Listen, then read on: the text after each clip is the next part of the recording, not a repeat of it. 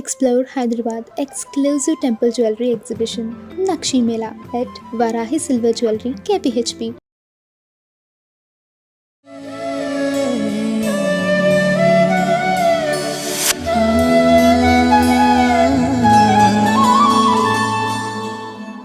నమస్తే, welcome to Suman TV. Jayasimha ఉవాచ. నేను మీ కృష్ణవేణి. ఇప్పుడు అందరం డిప్రెషన్తో బాధపడుతున్నాం కదా, ముఖ్యంగా ఐటీ సెక్టారు పిల్లలు, స్టూడెంట్స్ అందరూ ఏమైనా మేము డిప్రెషన్లో ఉన్నవాడో అదొక ఈజీ పదమైంది. హనుమాన్ చాలీసా చాలామంది హనుమాన్ మాల వేసుకున్న వాళ్ళు, ఏదైనా పీడకలలు ఉన్నవాళ్ళు, భయాలు ఉన్నవాళ్ళు, ఇట్లా రకరకాలుగా హనుమాన్ చాలీసా చదివితే మంచిది అనుకున్నారు. కానీ డిప్రెషన్కి సూపర్ మెడిసిన్ ఏమైనా ఉంది అంటే అది హనుమాన్ చాలీసా అంటున్నారు జయసింహ గారు. మరి వారి మాటల్లోనే విందాం. నమస్కారం జయసింహ గారు. హనుమాన్ చాలీసా చదివితే డిప్రెషన్ పోతుంది అంటే, అనారోగ్యం పోతుంది, పీడకలలు పోతాయి, నరదృష్టి పోతుంది, ఇన్ని విన్నాం మనం. ఇదేలా అంటే హనుమాన్ చాలీసా చదివితేనే డిప్రెషన్ పోతుందని కాదు. హనుమంతుడిని ఆశ్రయించిన ఎవరికైనా సరే డిప్రెషన్ ఉండే అవకాశం లేదు. ఎందుకు అంటే, మీరు ఒక చీకటి గదిలో అగిపుల్ల వెలిగించిన తర్వాత మళ్ళీ చీకటి ఉండే అవకాశం లేదు. అట్లా హనుమంతుడు వెలుగు. హనుమాన్ చాలీసాలోనే ఒక దగ్గర శంకర సువన కేసరి నందన అని మనం చదువుతూ ఉంటాం. అయితే అది యాక్చువల్ వర్షన్ ఏంటి అంటే శంకర స్వయం కేసరి నందన్ అని రామభద్రాచార్య గారు అని చెప్పి ఆయన చెప్పారు, పెద్ద ఆయన. ఒరిజినల్గా తులసిదాస్ రాసింది అదే, కానీ కాలక్రమంలో మారుతూ వచ్చింది అని చెప్తారంట. శంకర సువన కేసరి నందన్ అంటే తప్పులేదు, ఎందుకంటే శంకరుడి యొక్క అంశతో పుట్టినవాడు అని అర్థం. కానీ తులసిదాస్ ఒరిజినల్గా రాసింది ఏంటంటే స్వయంగా శంకరుడే, రుద్రాంశ సంభూతుడని మనం సంస్కృతంలో చెప్తున్నాం. కానీ ఏకాదశ రుద్రుల్లో హనుమంతుడు సంపూర్ణమైన శివావతారం, స్వయంగా హనుమంతుడే. మీకు సుందరకాండలో కూడా ఒక దగ్గర దక్షిణుడు అనే పదం వాడతాడు వాల్మీకి. హనుమంతుడిని దక్షిణుడు అని ఎందుకన్నారంటే, దక్షిణం వైపు తిరిగి ప్రయాణించాడు లంకకి కాబట్టి దక్షిణుడు అని తీసుకోవచ్చు. కానీ దక్షిణామూర్తి అని కూడా మనం తీసుకోవచ్చు. ఎందుకు అంటే దక్షిణామూర్తిలో ఉండే లక్షణాలన్నీ హనుమంతుడిలో ఉన్నాయి. అందుకే తులసిదాస్ ఏమంటారంటే గురుదేవకి నాయి అని చెప్తారు. జై జై జై గురుదేవకి నాయి అంటారు. హనుమాన్ చాలీసాలో హనుమంతుడి గురించి చెప్తూ గురువు ఎందుకు వచ్చారు అంటే, హనుమంతుడు గురుస్వరూపం, స్వయంగా శంకరుడు. అలాగే హనుమంతుడిని పూజించడం వల్ల ఒక పెద్ద ఇదేంటంటే, చాలామంది చెప్పేది ఏంటంటే, ఎప్పుడైతే హనుమంతుడిని పూజిస్తామో శివానుగ్రహం ఉంటుంది. ఎందుకు? ఆయన శివుడే కాబట్టి.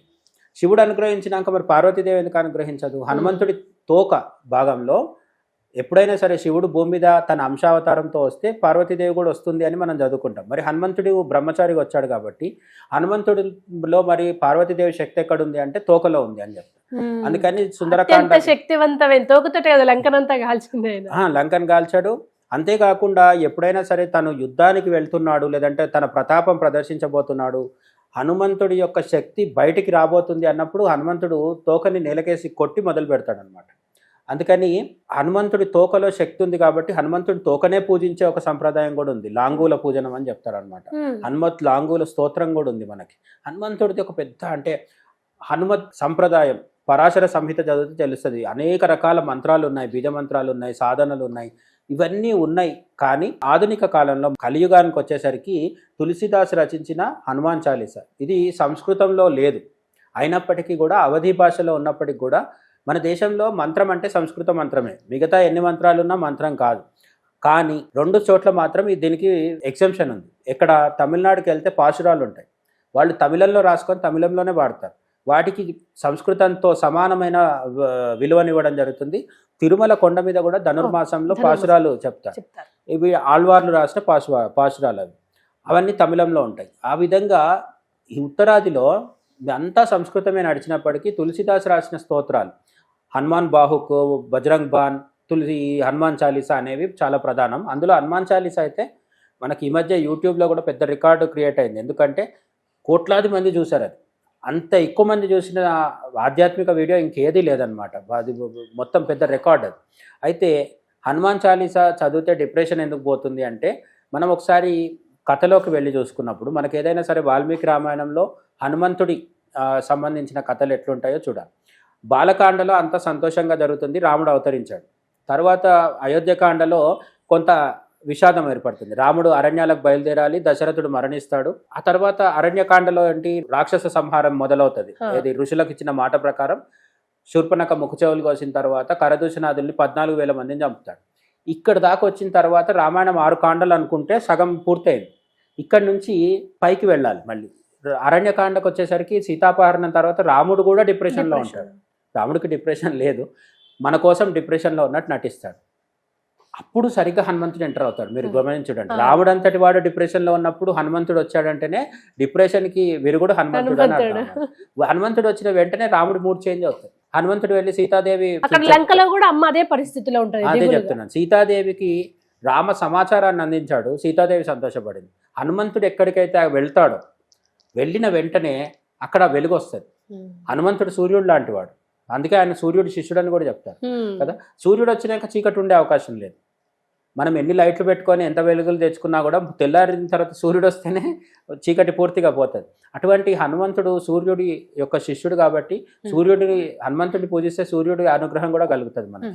ఇంతకుముందు నేను చెప్పినాను కదా, శివుడు, పార్వతి, రాముడు విష్ణుమూర్తి భక్తుడు కాబట్టి రామ భక్తుడు కాబట్టి విష్ణు అనుగ్రహము, సీతాదేవి ఏం చెప్పింది అష్టసిద్ధి నవనిధికే దాత అన్నది కాబట్టి లక్ష్మీదేవి అనుగ్రహము. అందుకని హనుమంతుడిని ఒక్కరిని పూజించండి. లక్ష్మీదేవి, నారాయణుడు, ఉమాదేవి, మహేశ్వరుడు, సూర్యుడు, అందరి అనుగ్రహం మీకు కలుగుతుంది ఖచ్చితంగా. సూర్యుడు, హనుమంతుడికి, గణపతికి, సుబ్రహ్మణ్య స్వామికి కూడా పెద్ద సంబంధం ఉంది. మనం ఇంకా డీటెయిల్ గా చెప్పుకోవచ్చు దాని. అంటే ఉత్తరాదికి వెళ్తే మీకు హనుమంతుడికి చందనం పెడతాం కదా మనం కాషాయ రంగులో, గణపతికి కూడా అట్లాగే పెట్టి ఉండడం కనిపిస్తుంది. గణపతికి కూడా ప్రదక్షిణాలు చేస్తే ప్రియం, హనుమంతుడికి కూడా ప్రదక్షిణ ప్రియుడు. మీరు నాకు చెప్తారు కదా, సూర్యుడు అర్ఘ్యప్రియుడు, నారాయణుడు అలంకార ప్రియుడు, అభిషేక ప్రియుడు చెప్తాం కదా. హనుమంతుడు ప్రదక్షిణ ప్రియుడు. హనుమంతుడి చుట్టూ ప్రదక్షిణం చేస్తే చాలు అనుగ్రహం కలుగుతుంది, ఆరోగ్యం వస్తుంది, ఇవన్నీ వస్తుంది. అది గణపతికి కూడా వర్తిస్తుంది. రెండోది ఆవిర్భావాన్ని తీసుకుంటే, హనుమంతుడి ఆవిర్భావాన్ని తీసుకుంటే, హనుమంతుడు పుట్టే ముందు జరిగిన కథ, సుబ్రహ్మణ్య స్వామి పుట్టే ముందు జరిగిన కథ దాదాపు ఒకేలాగా ఉంటాయి. హనుమంతుడికి అగ్నికి సంబంధం ఉంది, హనుమంతుడికి వాయువుకి సంబంధం ఉంది, సుబ్రహ్మణ్య స్వామికి అగ్నికి సంబంధం ఉంది, అలాగే సుబ్రహ్మణ్య స్వామికి శివపార్వతులకు సంబంధం ఉంది, హనుమంతుడికి కూడా శివపార్వతులతో సంబంధం ఉంది. రుద్రవీర్య సంభూతుడు అని కూడా చెప్తారు, రుద్రాంశ సంభూతుడు అన్నట్టుగానే రుద్రవీర్య సంభూతుడు అనే ఇంకో ఇది కూడా ఉంది. హనుమంతుడు శివాంశ వల్లనే కానీ వాయు ద్వారా, కేసరి ద్వారా అప్పుడు అంజనాదేవి గర్భం నుంచి వచ్చాడు అనమాట. కాబట్టి సుబ్రహ్మణ్య స్వామితో గణపతితో పోలికలు ఉన్నాయి. అంతే పూజించడం కూడా, సుబ్రహ్మణ్య స్వామిని హనుమంతుడిని ఇద్దరిని మంగళవారం రోజే పూజిస్తారు. ఎందుకు అంటే దక్షిణాదిలో సుబ్రహ్మణ్య స్వామి ఇచ్చే ఫలితాలన్నీ మనకు ఉత్తరాది వాళ్ళకి హనుమంతుడు మంగళవారం రోజు ఇస్తాడనమాట. అందుకే పెళ్లి కాని వాళ్ళు కూడా పెళ్లి చేసుకొని హనుమంతుడి చుట్టూ తిరుగుతుంటారు. మంగళవారం అంటే ఉంది, సువర్చలాదేవిని పెళ్లి చేసుకున్నాడు అని చెప్తారు కానీ అది అక్కడ మోస్ట్లీ యజ్ఞయాగాదులు చేసినప్పుడు పక్కన స్త్రీ శక్తి ఉండాలి కాబట్టి చేయడమే తప్ప హనుమంతుడు సాధారణంగా బ్రహ్మచారిగా చెప్తారు. తమిళనాడు ప్రాంతంలో, కేరళ, కర్ణాటక ప్రాంతంలో ఎక్కువ వరకు సుబ్రహ్మణ్య స్వామిని పూజిస్తారు. సుబ్రహ్మణ్య స్వామి కూడా గురుస్వరూపుడే, ఈయన కూడా గురుస్వరూపుడే. ఇద్దరు ఇచ్చేది జ్ఞానమే. జ్ఞానం ఎందుకు అంటున్నాం? రామాయణంలో మొదటిదే జ్ఞానగుణ సాగర్, జయ హనుమాన జ్ఞానగుణ సాగర అంటారు కదా. హనుమంతుడు ఎవరు అంటే ఒక జ్ఞానం యొక్క సాగరం. ఒక సాగరంలో ఎంత నీళ్ళైతే అనంతంగా ఉంటాయో అంత జ్ఞానం ఉంది ఈయన దగ్గర. హనుమంతుడిని పూజిస్తే మనకు వచ్చేది ప్రధానమైన జ్ఞానం. ఎప్పుడైతే జ్ఞానం వస్తుందో మీకు డిప్రెషన్ ఉండే అవకాశం లేదు. నాలెడ్జ్ లేనప్పుడే కదా మనం అన్ని ఆలోచించి ఓవర్ థింకింగ్ తో డిప్రెషన్ లోకి వెళ్ళి. అర్జున విషాద యోగం ఉంది గీతలో మొదటిది. ఎందుకు వచ్చింది? ఇతడు నా తాత, ఇతడు నా బాబాయ్, లేకపోతే బావు, అన్న, తమ్ముడు, వీళ్ళందరినీ నేనెట్లా చంపుతాను అని అనుకున్నాడు. అదేంటిది? అజ్ఞానం. ఏది జ్ఞానం? ధర్మం ఒకటే జ్ఞానం. ధర్మానికి అడ్డొచ్చినప్పుడు అన్నైనా సరే, విభీషణుడు ఏం చేశాడు? రావణాసురుడిని, కుంభకర్ణుడిని, ఇంద్రజిత్తుని చచ్చిపోతుంటే చూశాడు కదా. ఎందుకు? రావణాసురుడు గొప్ప కాదు, ధర్మం జ్ఞానం గొప్ప. ఈ ధర్మం గొప్ప అనేది తెలియడమే జ్ఞానం. ఆ జ్ఞానం లేక అర్జునుడు ఏమయ్యాడు? విషాద యోగంలో పోయాడు. తర్వాత 17 అధ్యాయాలు చెప్పిన తర్వాత ఆయన కలిగింది ఏంటి? జ్ఞానం కలిగింది. జ్ఞానం కలిగితే డిప్రెషన్ పోయింది. ఆ డిప్రెషన్ పోవడానికి కారణము మనకు హనుమంతుడు అనమాట. ఎందుకు అంటే ఆయన జ్ఞానసాగరుడు, జ్ఞానస్వరూపుడు కాబట్టి, ఆయన గురుస్వరూపుడు కాబట్టి. మళ్ళీ ఒకసారి కథలోకి వస్తే, సుందరకాండలో వచ్చాడు కదా, అరణ్యకాండ చివరిలో హనుమంతుడు, రాముడు కలుసుకున్నారు. రాముడికి కొంత రిలీఫ్ వచ్చింది. హనుమంతుడి వల్లే సుగ్రీవుడికి రాజ్యం వచ్చింది. సుగ్రీవుడు డిప్రెషన్లో ఉండి తన అన్న ద్వారా ఉంటే సుగ్రీవుడు డిప్రెషన్ ఎవరు పోగొట్టారు? హనుమంతుడే. హనుమంతుడు పక్కకు లేకపోవడం వల్లే వాలి తుడిచిపెట్టుకుపోయాడు. కానీ సుగ్రీవుడు ఇప్పటికీ మనం మాట్లాడుకుంటున్నాం. ఎందుకు? హనుమంతుడిని పట్టుకుని ఉన్నవాడు బలహీనుడైన, వాలి కంటే బలహీనుడైన సుగ్రీవుడు ఇప్పటికీ చరిత్రలో నిలబడ్డాడు. మనం కూడా హనుమంతుడిని పట్టుకోవాలి. లంకకు వెళ్ళిన తర్వాత సీతాదేవి డిప్రెషన్ పోయింది. తిరిగి వచ్చాక రాముడు డిప్రెషన్ పోయింది. రాముడు డిప్రెషన్ పోయిన తర్వాత యుద్ధానికి వెళ్తారు. లక్ష్మణుడు మూర్చపోతే మళ్ళీ రాముడు దుఃఖానికి లోనయ్యాడు. సంజీవని పర్వతం తీసుకొస్తే లక్ష్మణుడితో పాటు వేలాది మంది, కోట్లాది మంది వానరులందరూ లేచి నిలబడ్డారు. హనుమంతుడిని నమ్ముకుంటే డిప్రెషన్ ఒకటే కాదు, మృత్యువు దగ్గరికి రాదు. హనుమంతుడు ఎక్కడైతే ఉంటాడో అక్కడ మృత్యు ఉండే అవకాశం లేదు. కాబట్టి అపమృత్యు దోషాలు, యాక్సిడెంట్లు అవుతుంటాయి. చాలా వరకు బండ్ల మీద వెళ్తున్నప్పుడు యాక్సిడెంట్స్ అవుతాయి, ఆపరేషన్ల భయాలు ఉంటాయి, అనారోగ్య సమస్యలు ఉంటాయి. ఇవన్నిటికీ కూడా మీరు హనుమంతుడిని ఆరాధన చేస్తే, ఆరాధన అంటే కూడా పెద్ద పెద్ద మంత్రాలు అవన్నీ అక్కర్లేదు.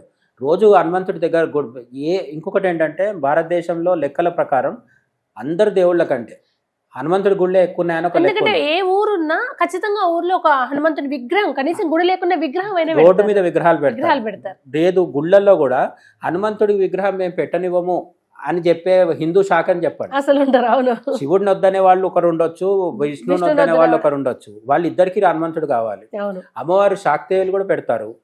ఇంకెవరు వద్దంటారు? ఎవరు వద్దనగలరు? కాబట్టి హనుమంతుడికి యాక్సెస్ ఉంది, అందరి దగ్గరికి యాక్సెస్ ఉంది అనమాట. కాబట్టి ఈ హనుమంతుడు రామాయణంలో డిప్రెషన్ గురించి వచ్చినప్పుడు వీళ్ళందరి డిప్రెషన్ తొలగించాడు, తాను ఒకసారి డిప్రెషన్లోకి వెళ్ళాడు. ఇది ఇంపార్టెంట్. సీతాదేవిని లంకలో వెతికి వెతికి దొరకదు, ఎంతకు దొరకదు. ఒకసారి మండోదరి కనిపిస్తే ఆమె సీతేమో అనుకొని సంతోషపడతాడు. కానీ తర్వాత అనుకుంటాడు, సీతాదేవి రావణాసురుడి మందిరంలో రావణుడి పక్కన, రావణుడి ఉన్న రూమ్లో తన మంచం పైన పడుకొని ఉండదు కదా, అసలు ఆ రూమ్ షేర్ చేసుకోదు కదా, ఇది తప్పు కదా అనుకొని మళ్ళీ డిప్రెషన్కి లోన్ అవుతాడు.